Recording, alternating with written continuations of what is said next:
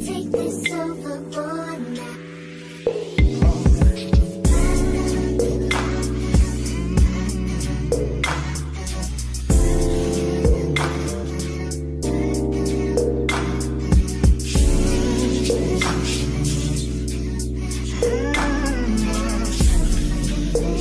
What up, Pip Squeaks? It's your girl Keisha, and I am here with my all tea, all shade, Young, Rich, and African Season 2 overall review. You guys have been hitting me up asking me when was this video going to be released, and it is finally here. I actually finished Season 2 about a week and a half ago, and I will say overall I really enjoyed Season 2. I want to say though, like the first maybe 3 episodes were a little slow for me.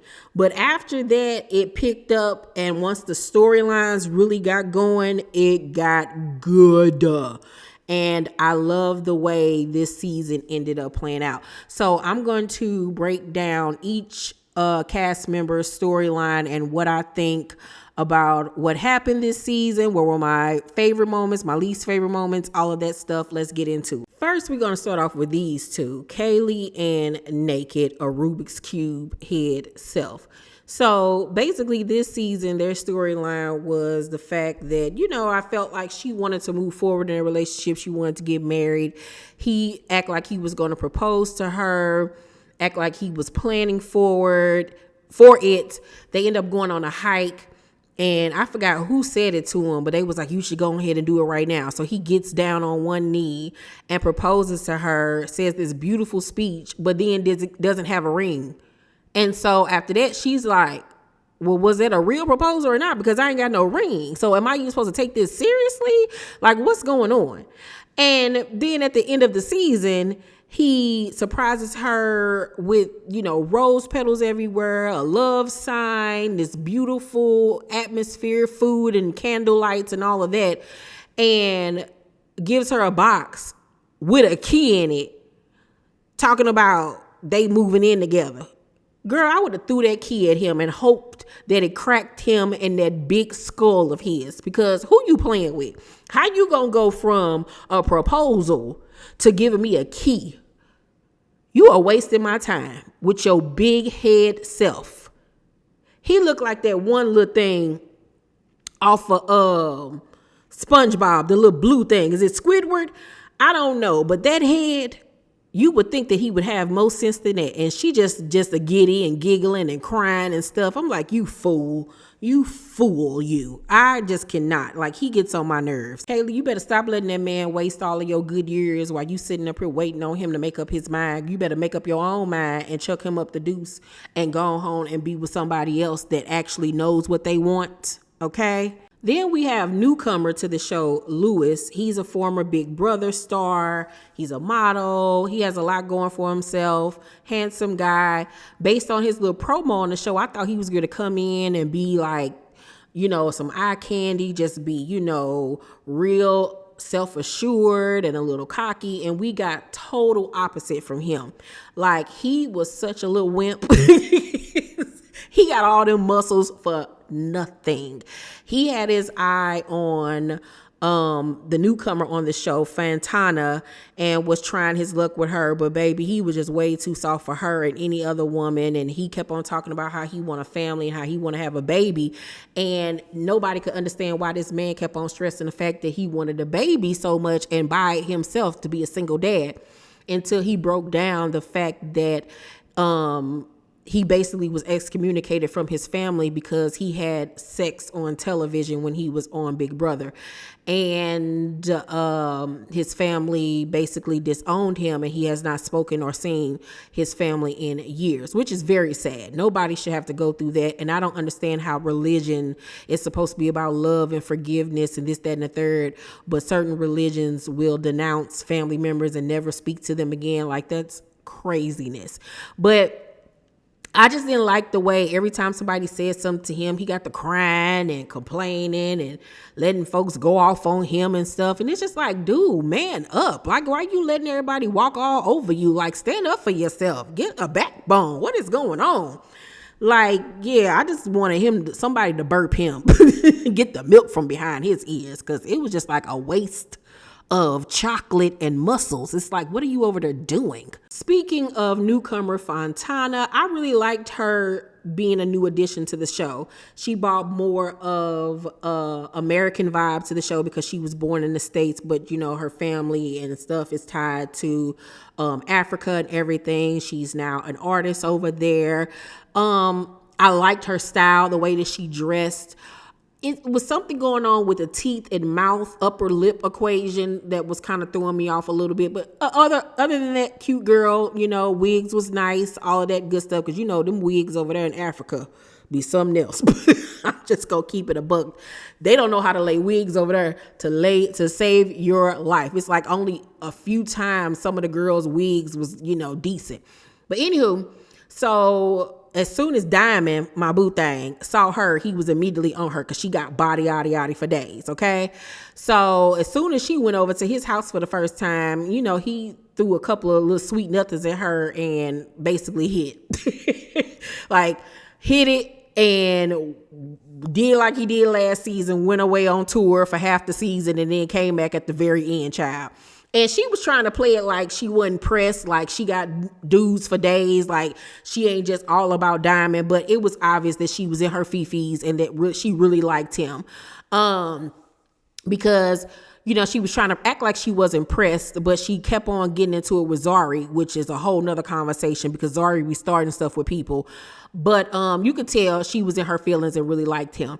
And I think he liked her too. I don't think he was as invested as she was, but I think that he liked her enough to keep her on his roster. But baby, at the end of this season, when she finally snapped on Zari and cussed Zari out for old and new, I was like, thank God somebody did it. She called Zari every old B in the book. She was like, Zari, I will whoop your. I was like, yes, because Zari is a bitch, okay? She really is. It was about time somebody cussed her out. And she ate her up so bad that Zari didn't know what to do. She was like, and you wear fake designer clothes. Baby, I rewound that, you guys, and watched it several times because she ate Zari for breakfast, lunch, dinner, and a snack, okay?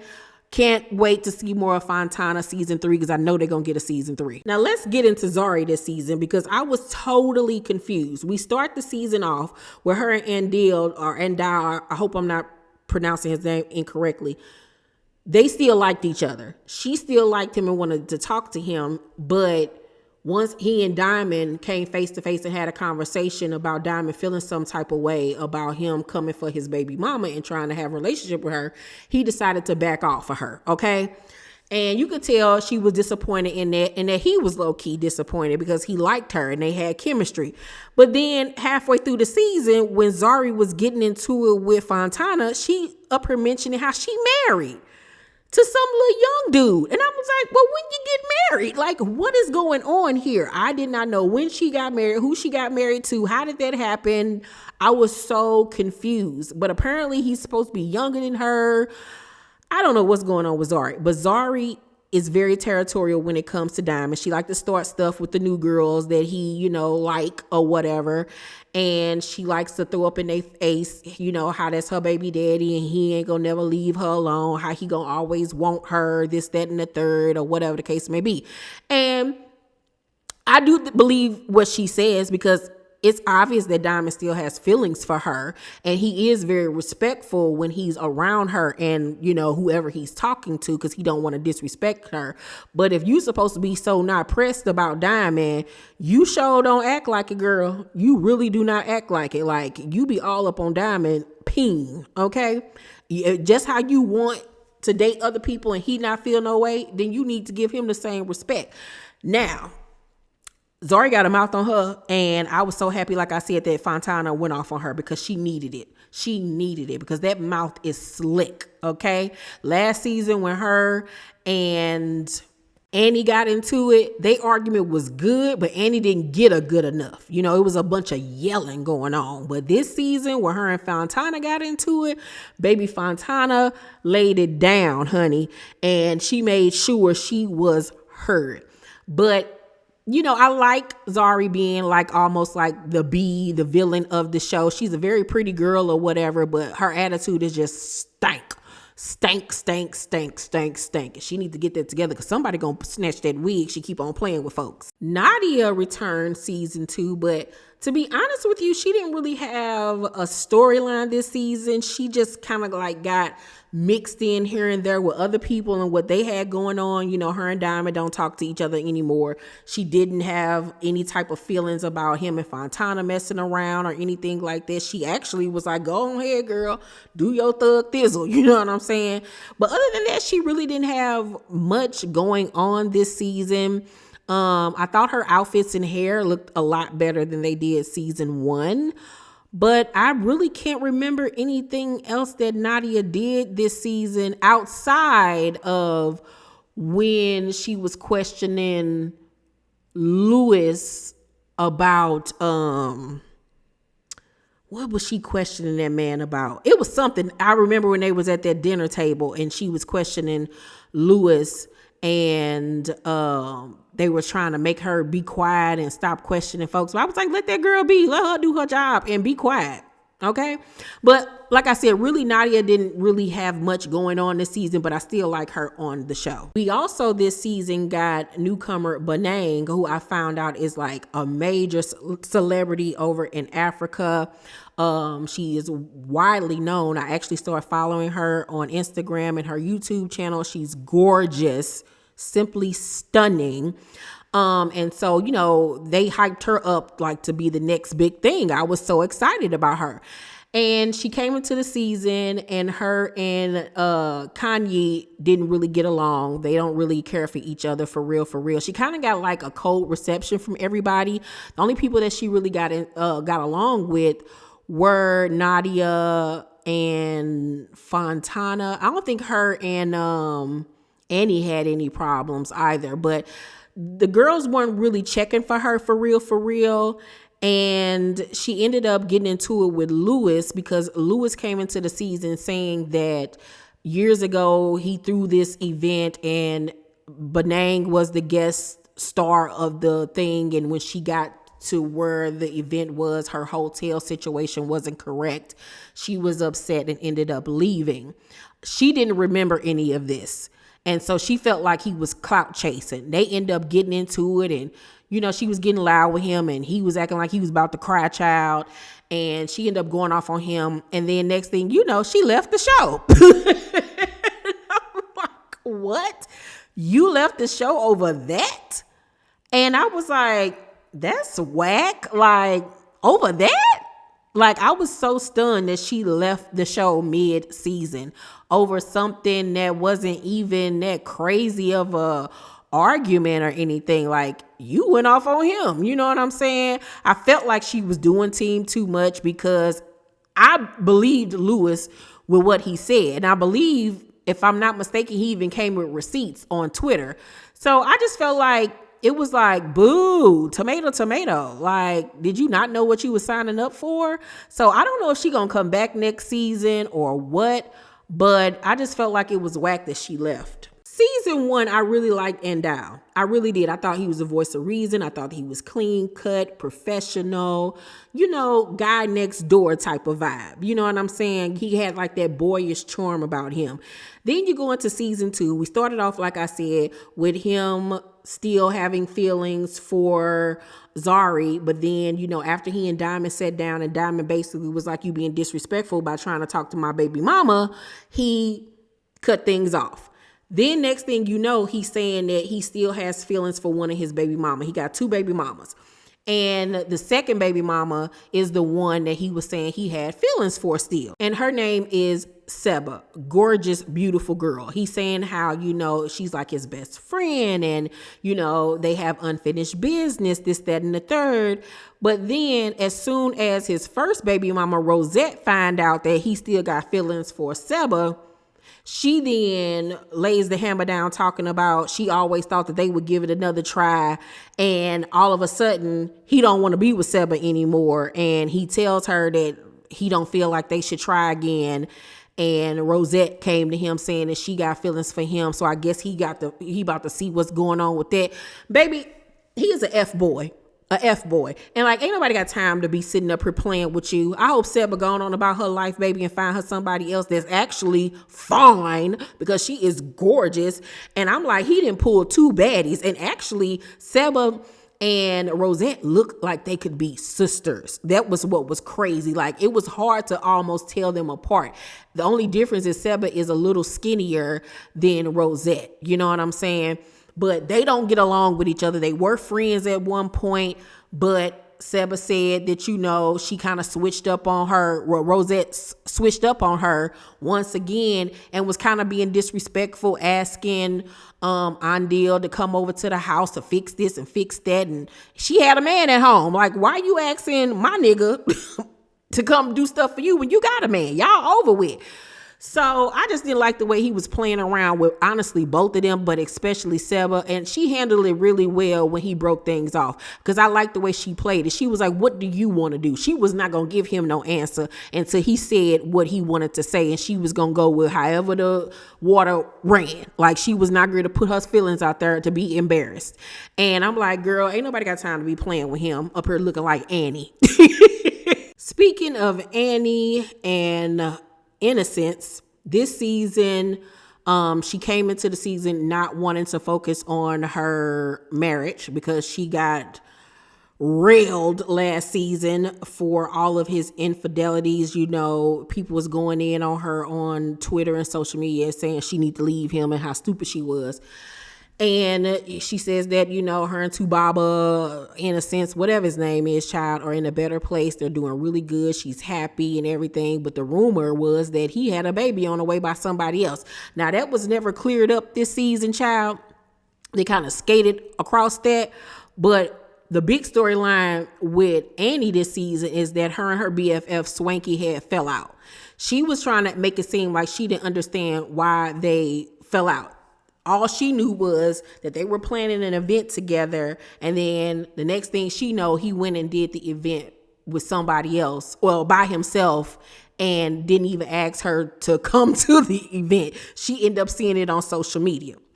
And it looked like it was the premiere party for season 1. When they were showing the backdrops and everything, it looked like he threw a premiere party for season 1 and did it without her.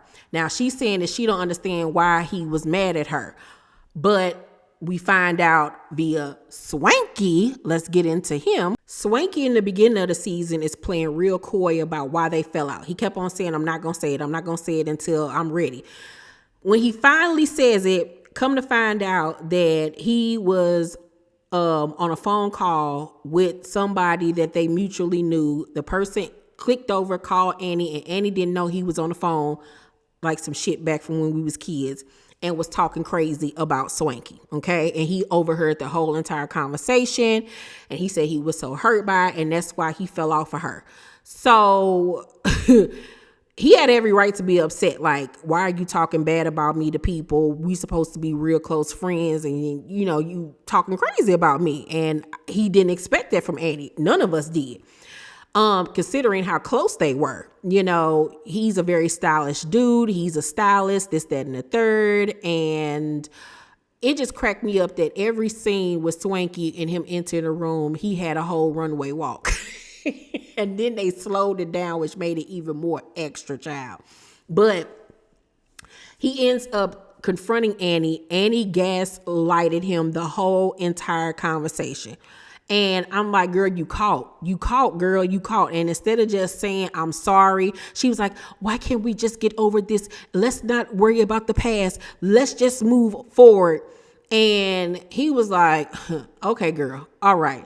And I didn't expect that from Annie. I really wanted more from her, but she was literally gaslighting him that whole conversation. And I felt like that was totally whack. And it really showed me another side of Annie, and that she ain't as so innocent as she likes to pretend that she is. Later on in the season, they end up sitting down with Andal, and he tries to play mediator for them. And Swanky, you know, explodes on her and goes off on her, because it's like, you sitting up here trying to play me in my face like I didn't hear what I heard. And she finally says that, and admits that she did talk crazy about him. She finally admits that she did. And in the end, they end up making up and saying they were going to try on their friendship and their relationship. I don't know how things are between them right now, but it would always make me side eye her and wonder, is she really being genuine when it comes to our friendship? Because even after she apologized, it was like, can we just be friends now? And can you just dress me? And can we do this, do that, and the third? And it was just like, stop trying to gloss over what happened. Like, I don't really know about Annie now. But on the flip side with Swanky, with him and Lewis, I felt like he was doing team too much when it came to Lewis. You know what I'm saying? It was like he knew that he could talk to Lewis crazy, so that's why he did it. And finally, when Lewis told him his backstory, that's when he simmered down. But Lewis just got to get a backbone, because ain't nobody in a glittery jumpsuit gear to go off on me, child. Please. Then we have season 1 vet Kanye, who I love the season 1, even though she could get a little messy.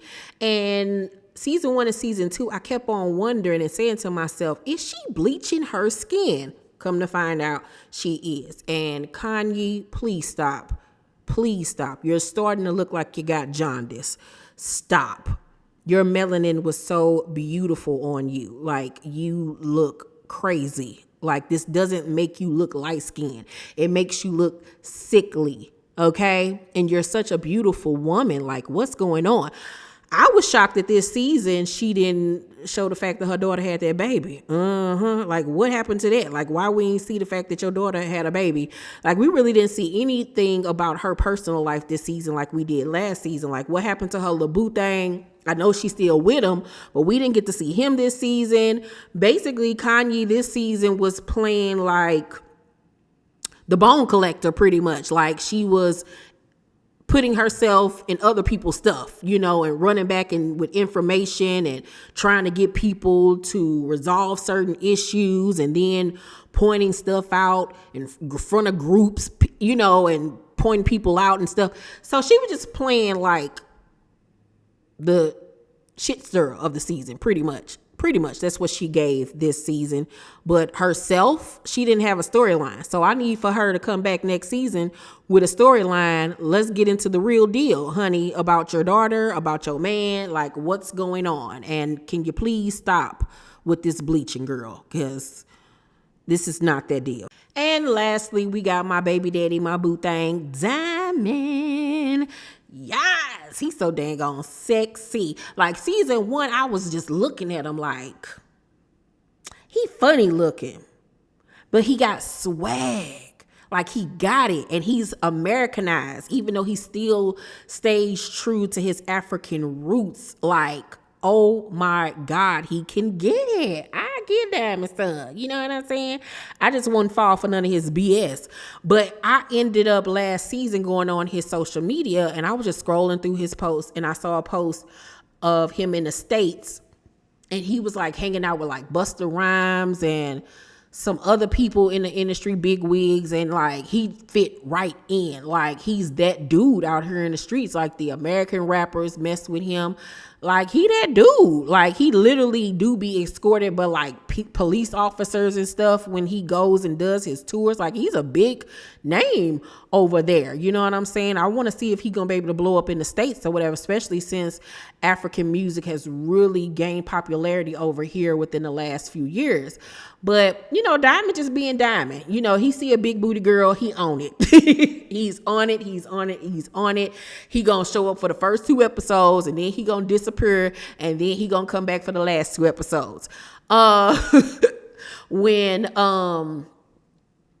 Zari and Fontana had their little last dispute, and Fontana was not trying to hear nothing that lady had to say. She was like, child, I ain't got time for this. You know, he tried to skate past admitting that he did talk about Zari to that girl. And when Zari saw what happened this season, she made a whole social media post going off on him and everything. But she was still taking shots at Fontana. I'm like, why are you taking shots at Fontana? She didn't do nothing to you. Okay, you know what I'm saying? And you see she didn't lie, but you still taking shots at her. Like, make it make sense. That's why don't nobody like you, Zari. But I felt like he should have admitted that, yeah, I was wrong. I did say a little bit too much, but he didn't want to do that. He was still trying to play neutral, you know what I'm saying? And I ain't really like that, but he can still get it. He ended off the season trying to clear up stuff with Fontana, stringing her along, child, and she fell for it, but it is what it is. Overall, I'm going to give season 2 of Young, Rich, and African an A. Like I said, the first couple episodes was moving a little slow, but then once the storylines got to going, it was on like popcorn. I just hate that it takes Netflix so long to bring these shows back. Like, why does it take so long? Why do we have to wait over a year for these shows to come back? Get it together, Netflix, especially with all that money y'all charging us each month. Ugh. But if you have not watched Young, Rich, and African on Netflix, please do. It is a great show. Great reality show. Rich in blackness. I love it. Y'all let me know down below in the comment section what y'all thought about season 2. Let's talk. Make sure to thumbs up this video, like, and subscribe, and hit that notification bell button. I love you guys, and I'll see you on the next video. Bye.